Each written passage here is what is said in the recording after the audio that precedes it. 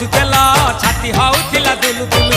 आमे जेते बेले तुमको कहिला पाउच बोली भला मोली पाउच बोली भला ये कोन कला लंठन देखेई देला दिन रे बाबा लंठन देखेई देला तम थेला